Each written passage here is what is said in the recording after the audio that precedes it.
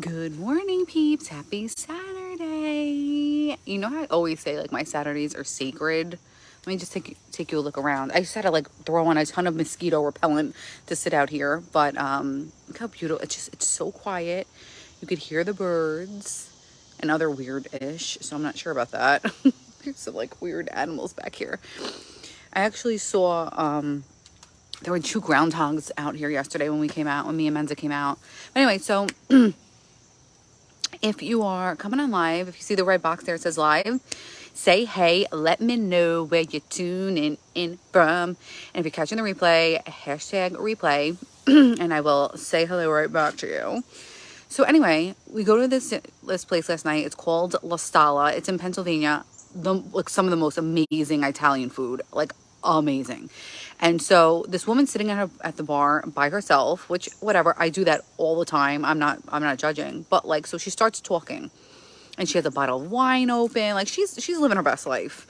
And she was like, I just got divorced a year ago. I moved from Jersey to Pennsylvania. I am so happy here. I love it here. I'm having the best time. And she's going on and on about how amazing everything is. And so we were asking her questions, and she was like, this is the best thing that could have happened to me. She's like, I'm not trying to minimize it. She was married for 38 years. Now you hear, like, just to kind of move forward a little bit, at dinner, there was a couple who were both married previously. They're married 52 years. But before this 52-year marriage, they were both married for maybe like 6 months. It didn't work out. So this woman who was married for 38 years, she's like, I'm not trying to minimize it, but she's like, I moved, I'm independent. My son is living with me until he can afford his own place. And she's like, I was starting to decorate my home. And she's like, I was decorating it as if I was a married person. And she said, scrap it all, take it all out. I want to decorate it the way I want to decorate it. And so I'm just listening to all these things, like how, because listen, I was married, I was there. You lose yourself, you lose your identity, you lose it, like what you want, and you become this unit. And not you, but I was compromising everything I wanted for the greater good, right? So long story short is that, now we're sitting at the table, and this couple that's married for 52 years, they're talking about how their previous marriages obviously like didn't work within 6 months. And I thought, there's a lot of people, because I know there's another person I know of that I won't, mention names. The way you look at things is so important. So there are some people that can go through a divorce. Like I really do think part of my divorce still scars me. Like it was so traumatic, but there are tons of other people. Like some of these people who were talking about their divorce yesterday, they were cheated on. There were like really bad situations. I didn't have any of that. I just realized I wasn't in alignment with the relationship anymore.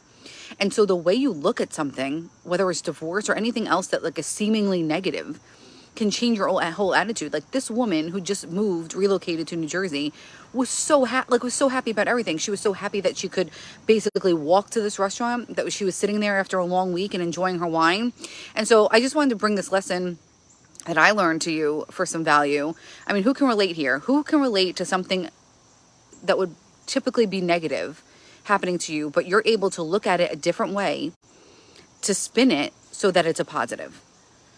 A lot of people have a hard time doing that. Like I say with Joe Dispenza, a lot of people replay their record of the past versus creating a vision of their future, which is that to me, that's so powerful.